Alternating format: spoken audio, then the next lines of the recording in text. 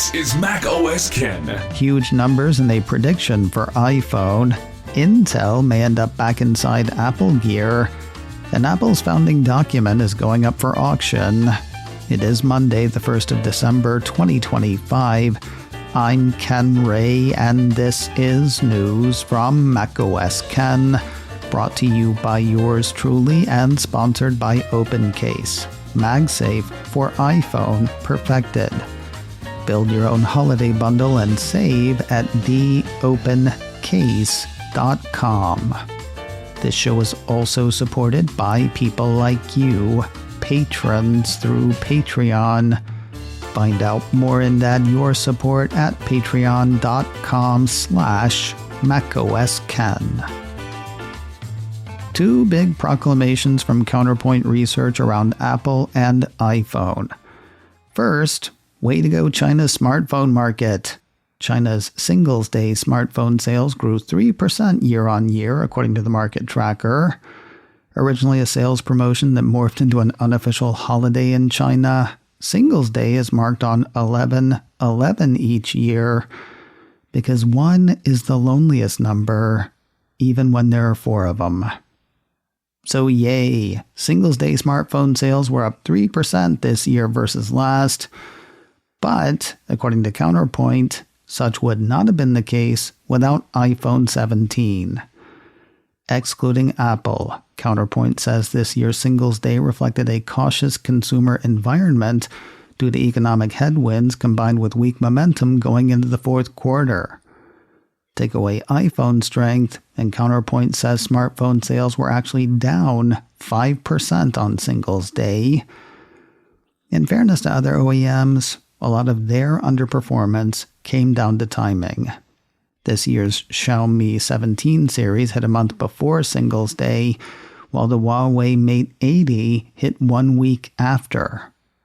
Still, iPhone did a lot of heavy lifting on its own. Counterpoint senior analyst Ivan Lam was quoted in the report saying the iPhone 17 series has performed really well for several reasons, especially the iPhone 17 base model, which comes with upgraded storage, larger optics, and advanced sensors, all at the same price as last year's iPhone 16.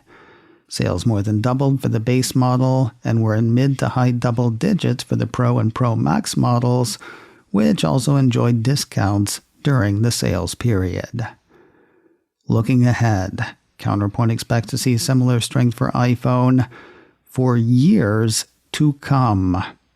The firm's second big proclamation around iPhone has Apple beating Samsung in smartphone shipments for 2025, something it has not done in 14 years.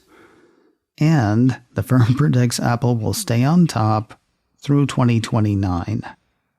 Starting with this year, Counterpoint forecasts that Apple's shipments will reach a global share of 19.4% in 2025, making it the world's #1 smartphone OEM for the first time since 2011. Samsung shipments are also expected to grow and reach a smaller global share of 18.7%. Again, timing is a factor. While iPhone 17 has proven popular, Counterpoint senior analyst Yang Wang says the key driver behind the upgraded shipment outlook lies in the replacement cycle reaching its inflection point. Consumers who purchased smartphones during the COVID-19 boom, really? We're going to call it that? Consumers who purchased smartphones during the COVID-19 boom are now entering their upgrade phase. Furthermore, 358 million second-hand iPhones were sold between 2023 and the second quarter of 25. These users are also likely to upgrade to a new iPhone in the coming years. These factors will form a sizable demand base, which is expected to sustain iPhone shipment growth over the coming quarters. Oh, and Apple Intelligence. While not having that has not been a hindrance, Counterpoint says when those features and software enhancements are introduced in 2026, it will likely provide a further driver of upgrades. Intel may be headed back inside Apple products, though not in x86 form.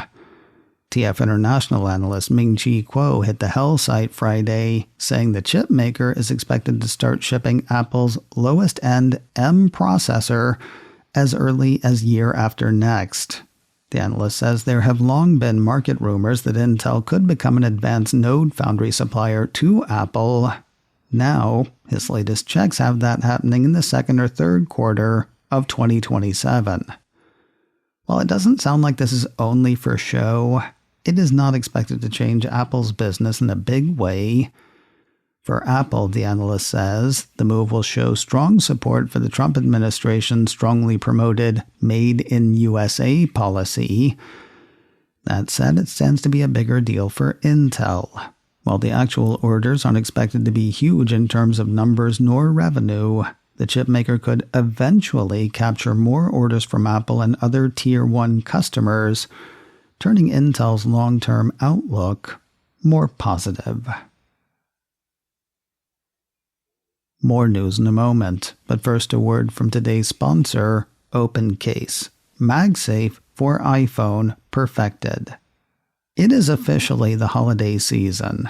While you might not be looking to buy somebody a new iPhone, what about something that can make their current iPhone feel new? That's what my OpenCase did for me. The case is light, thin, and protective. There's a big hole in the back, the open part of OpenCase, with a lip around the edge to keep accessories from shearing off. It was the OpenCase MagSafe wallet that made my phone feel new, made my daily carry lighter, health card, ID, one physical credit card. It all goes where my iPhone goes, letting me leave my old bulky wallet behind. The MagSafe wallet is just one of their available accessories. You can check them all out for yourself at theopencase.com. They've got cases for the iPhone 14 line all the way through this year's models, and they've got a great deal for you right now. You can build your own holiday bundle and save at theopencase.com. Buy 2 items, get 10% off. Buy 3 items, get 15% off, or buy 4 items or more and get 20% off. That's a case and an accessory, couple of cases and accessories. Some of their stuff's on sale right now, and yes, sale items can be included in that bundle. That's savings on top of savings, but only till the middle of this month. Bundles close on the 15th of December. Make your iPhone or someone else's new this holiday season with OpenCase. Build your holiday bundle and save at theopencase.com. It is MagSafe for iPhone, perfected at theopencase.com. Apple's lending a hand on a couple of important causes. First, a piece from Apple Insider has Apple CEO Tim Cook responding to last week's high-rise fires in Hong Kong. In case you missed the news over the Thanksgiving holiday, the piece says the fire broke out last Wednesday at an apartment complex consisting of 8 tower blocks. Each building is 31 stories high, with over 4,000 people having called the complex home. 7 residential blocks were affected by the blaze, according to Apple Insider. The latest from The Guardian has the death toll at 146, with at least 100 people still missing. Responding to the tragedy, Apple's CEO hit social media Friday saying, "Heartbroken by the devastating fire in Hong Kong. Everyone affected is in our thoughts, and we are thankful for the first responders. Apple is donating to relief efforts on the ground." On another front, Apple is continuing a nearly 2-decade relationship to help in the fight against AIDS. 9to5Mac says the organization Red on Friday confirmed Apple's participation in fundraising around World AIDS Day. Apple and Red have worked together on fundraising since 2006. Starting last Friday, the 28th of November, and running through next Sunday, the 7th of December, the piece says Apple will donate $5 with every purchase made through Apple Pay at an Apple Store Online, or the Apple Store app. Kind of wonder, though, whether the fundraising is already done. Citing the Red site, 9 to 5 Mac says Apple's donations are capped at $3 million. They'll go to the Global Fund, a U.S.-based charity to fight AIDS and help fund critical health programs. Not sure whether this next one is a deal alert or a scam alert. Whatever the case, we shouldn't be surprised by it.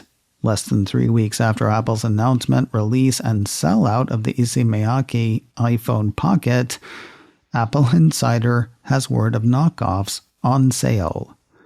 If you just want the form and not the fashion label, there's the 2025 knitted long shoulder phone bag, selling in a range of colors for $30. There's also one that seems like it might be trying to trick people. The trendy phone pocket pouch with stretch knit material, universal soft sleeve for iPhone and Samsung, lightweight protective mobile pouch for multiple devices, comes in 3 colors and sells for a crazy $99. What's weird is they are both listed as generic and they both ship from the same seller.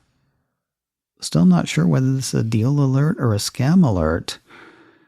Whatever the case, the whole story feels pretty icky. And finally today, Apple's founding documents are going up for auction in the new year.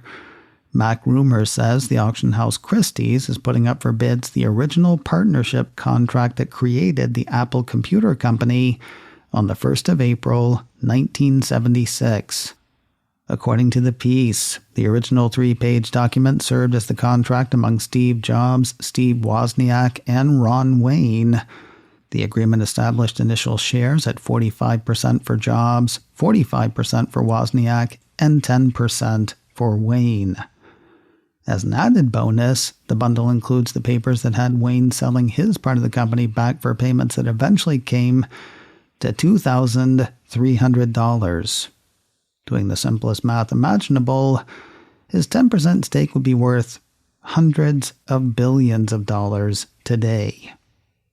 As for the papers themselves, they belonged to Wayne until he sold them in the early 1990s for $500.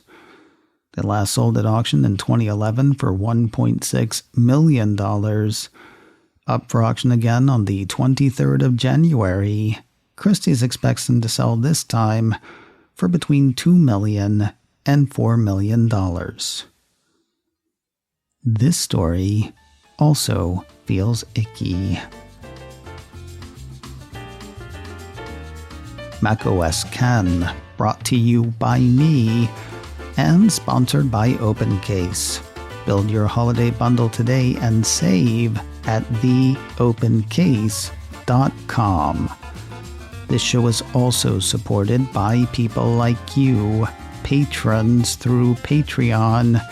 Find out more and add your support at patreon.com/macOSKen. Advertising handled by Backbeat Media, online at backbeatmedia.com. You can find me on Mastodon, macOSKen at mastodon.social. You can also send me an email, info@macosken.com. Until next time, that is news from macOS Ken. I'm Ken Ray.